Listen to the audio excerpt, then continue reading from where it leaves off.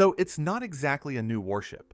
It's actually an ordinary cargo ship that somebody quietly turned into one, and they did it in about the time it takes to weld a few containers to a deck. Understand what just happened here. A shipyard on the Shanghai waterfront put a medium-sized cargo vessel on public display with 60 containerized vertical launch cells sitting right out in the open, along with radar, close-in weapon systems, and what looked like decoy launchers. Nobody hid this. The ship is sitting there, in daylight. AIS transponder on, for anyone with an internet connection and a marine traffic account to go look at right now. That is the part that should actually get your attention. Not that China built a weapon, that they wanted you to see it. Before I go further, if you're new here, take a second and subscribe to the channel and hit the bell so you get notified when the next one drops. I've spent years working commercial vessels and doing maritime security analysis, and this channel exists because almost nobody is translating what happens on the water into what it actually means for the rest of the world. This one is worth sticking around for. Where are you watching this from, by the way? I ask, because this story touches ports and sea lanes on basically every coastline that trades with the Pacific. So drop your country or your nearest port in the comments. I read them. Now, let's orient ourselves here before we get into this, because the ship itself is easy to misunderstand if you don't have the frame around it. The vessel is called the Jong Chuan 79. She is 97 meters long, so just over 300 feet, which puts her in the same size range as a small coastal cargo carrier, not anything close to a destroyer or a cruiser. She has only shown up in tracking records since 2024, and her operating pattern so far has kept her inside Chinese coastal waters. She was photographed and tracked at the Hudong Zhonghua shipyard in Shanghai, one of China's major shipbuilding facilities, and her transponder was active and current at the time the images circulated, meaning this was not a leak or a satellite catch. It was a display. On deck, forward, there are a handful of standard 40-foot shipping containers arranged in a row, about 5 across. Behind those sit 3 more rows of containers, and each of those containers holds 4 vertical launch tubes, which gets you to roughly 60 launch cells total once you do the math across the rows. Aft of that sits a deck house with radar arrays, including what appears to be a phased array system for tracking and targeting. Forward of the launch cells are 2 close-in weapon systems, the kind of rapid-fire guns designed to shoot down incoming missiles at short range, along with chaff launchers for decoying radar-guided threats. There are also a set of large canisters that some observers online guessed were life rafts. I don't think that's right. They're too large to be standard life rafts for a crew this size, and my read, for what it's worth, is that these are surface decoys, inflatable units meant to be deployed and then broadcast a radar signature so they read as additional ships on somebody's screen. If that's correct, this vessel isn't just armed. It's built to confuse whoever's trying to track it. Let's also talk about the containers themselves for a second, because there's a detail here that tells you something about how China wants this story to be read. Every one of those containers on deck carries painted markings, and out of curiosity, I ran them through a translation tool. I am not fluent in Chinese, so take this with a grain of salt, but the phrases that came back were strange. Things resembling references to an ocean park community project and a coastal disease relief and relocation plan. I do not think that translation is fully accurate, and I would not bet money on the exact wording. But even a rough, imperfect translation like that tells you these markings are not standard commercial shipping labels. Somebody had a bit of fun dressing up a weapons platform in civilian branding, and that detail alone supports the idea that this entire display was choreographed rather than accidental. Here's the thing about calling this a warship. It isn't one in the traditional sense, and that distinction actually matters for understanding why it exists. This ship fits one of 2 older categories in naval history, an armed merchant cruiser or a disguised commerce raider. Those aren't new ideas. During World War I, the British Royal Navy did not have enough purpose-built cruisers to patrol and protect its shipping lanes, so it took select merchant vessels, mounted guns on them, swapped the civilian crew for a naval one, and sent them out to patrol. These armed merchant cruisers did not hide who they were. They were registered as such, and their identity was public. Merchant hulls were useful for this role because they had long range and strong endurance, even if they were never built for a real surface engagement.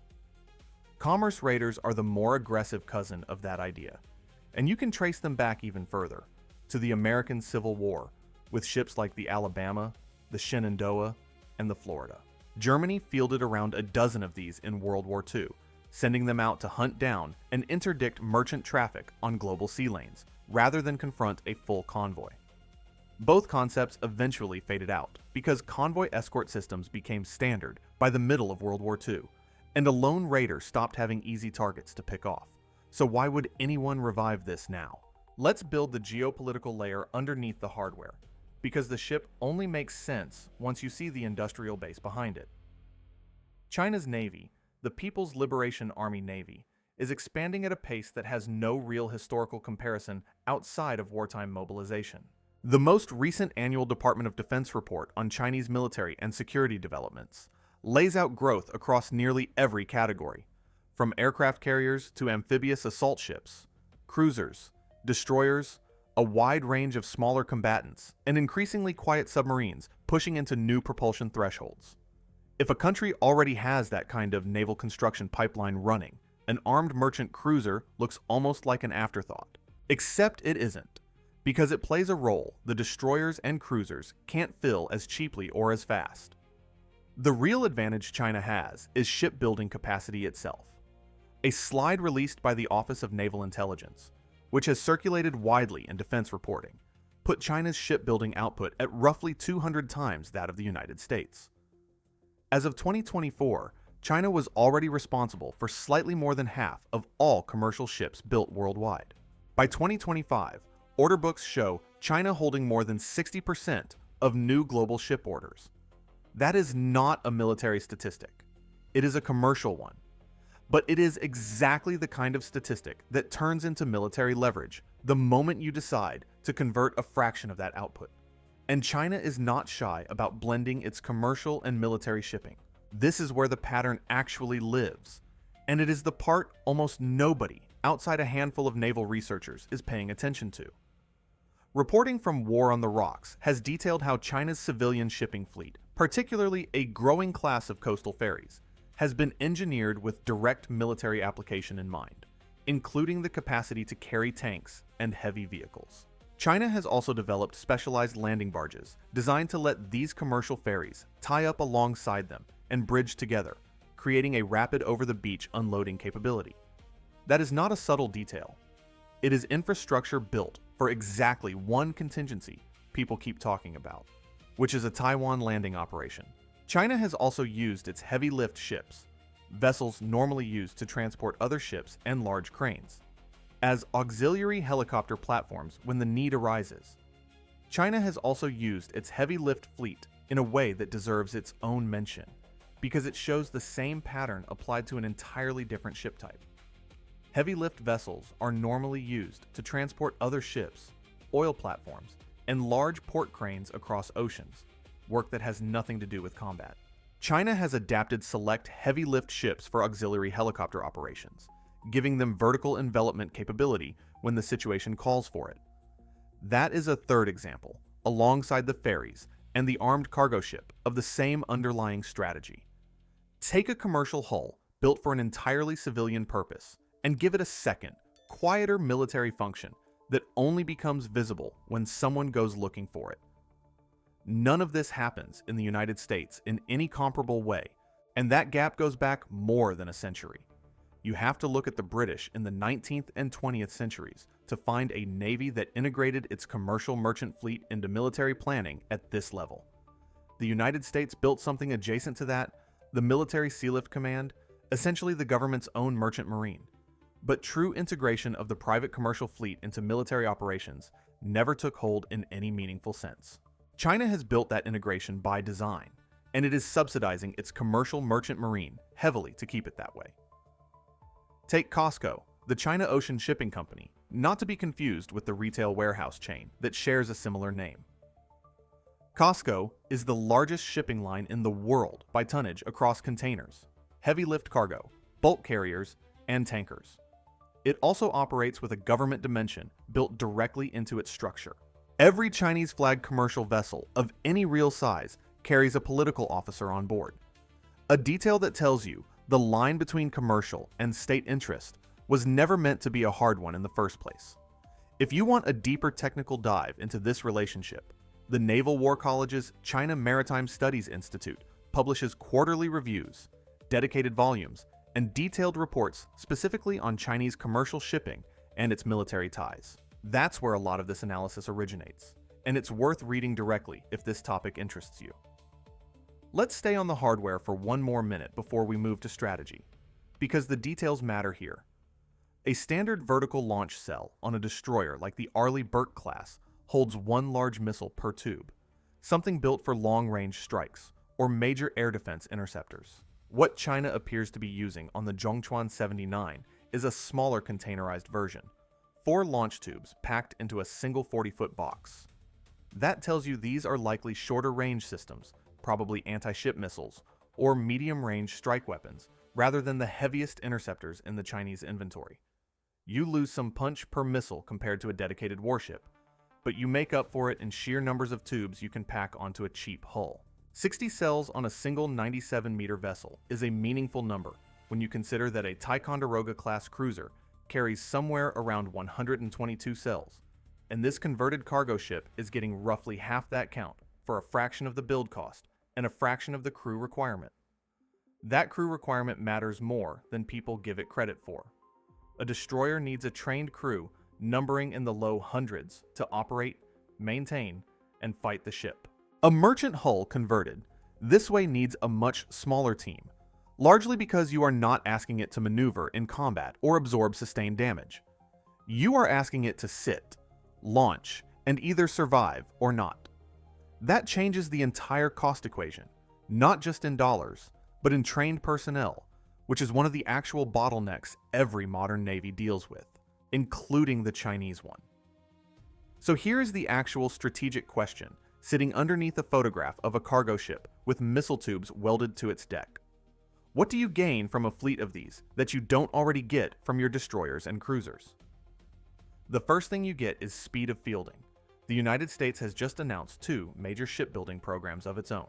One is the Trump-class warship, essentially a modern revival of the strike cruiser concept that has floated around naval planning circles since the 1980s, intended eventually to replace the aging Ticonderoga-class cruisers. It is an enormous, expensive platform with a huge range of intended capability, from missile systems to lasers to railguns, much of it still unproven at sea. The other is a planned Constellation-class frigate replacement, based on a variant of the Coast Guard's National Security Cutter, an offshore patrol vessel design rather than a true combat frigate variant, even though a combat-capable version with vertical launch cells does exist on paper. Even that more modest ship conversion is expected to take around 2 years to outfit for the added container-based capability planners are discussing. Compare that timeline to the Jong Chuan 79. The hull already existed. All you need to do is place the containerized launch cells on deck, wire them into a control system likely located just forward of the deck house, crew the vessel, and she is operational. You are talking about a fielding timeline measured in weeks or months rather than years, and a cost measured in a few $1,000,000 rather than billions. Now let's talk about what that buys you operationally, because this is where the threat picture gets uncomfortable. This ship is not designed to trade blows with an Arleigh Burke-class destroyer in a direct engagement. That was never the intent behind an armed merchant cruiser, historically or now. What it gives you instead is loitering endurance and disguise. You could put a dozen of these vessels out to sea, positioned off Hawaii, Guam, the Philippines, or anywhere else along a contested sea lane, and they would simply sit there looking like ordinary commercial traffic. They are trackable, since their weapon systems are visible, and their identity is not concealed the way a true raiders would be, but they blend into an ocean that is already extremely busy with legitimate commercial shipping. Go check marine traffic yourself, and look at how packed a major sea lane actually is on any given day. Finding the one ship that matters inside that clutter is a real problem, even with satellite tracking, radar coverage, and artificial intelligence sorting through the data. Here is the math that should actually concern you. 60 launch cells on one vessel. Put 10 of those ships around a target area, like Pearl Harbor, Joint Base Hickam, Andersen Air Force Base in Guam, or a facility in the Philippines, Singapore, Japan, Korea, or along the west coast of the United States. And you are looking at roughly 600 inbound missiles in a coordinated first strike, launched from platforms that look, on radar and on the water, like nothing more than cargo ships.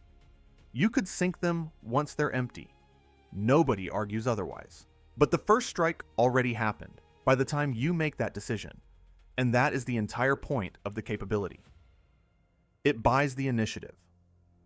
I'll pause here on one more layer, because it's the part that took me a minute to fully appreciate, and I think it's the smartest piece of this whole concept. China does not need every ship in a group like this to actually be armed. If you send out a mixed group of loaded and empty look-alike vessels, you force whoever is watching to treat every single one as a potential threat. That is a decoy problem multiplied across dozens of hulls, and it clouds the picture for anyone trying to track and prioritize targets in real time.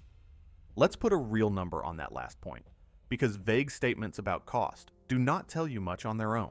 Reporting on the Trump-class program has put the projected cost of a single ship well into the billions of dollars, with a build timeline stretching years before the first hull is operational.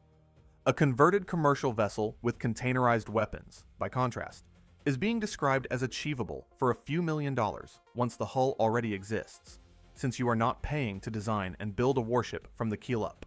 You are paying to bolt proven components onto a ship that a shipyard already knows how to produce at volume. That is not a small gap. That is roughly the difference between fielding one exquisite platform after years of engineering risk, or fielding dozens of good enough platforms in the same span of time. In a scenario where you need presence and numbers more than you need a single ship that can survive a direct hit, the cheaper option starts looking very rational, even if it is less impressive on a recruiting poster. The United States could, in theory, build the same kind of capability. The limiting factor is not technical. It is that the US does not have anywhere near the depth of merchant marine tonnage that China has to draw from, and manning converted vessels pulls crews and hulls away from strategic sea lift missions that the country still needs for actual logistics. You could pull ships from the ready reserve force and do something similar, but every ship converted this way is a ship no longer available to move cargo, fuel, or equipment somewhere else. China does not face that same trade-off at anywhere near the same scale, because its commercial shipbuilding and merchant fleet capacity so dramatically outsizes its immediate logistics needs. There is a historical American parallel worth mentioning here, because it shows this idea is not completely foreign to US planning. The Afloat Prepositioning Force loaded entire cargo ships with equipment for a Marine brigade and stationed them in the Mediterranean, the Indian Ocean, and the Western Pacific, ready to meet up with troops and aircraft on short notice.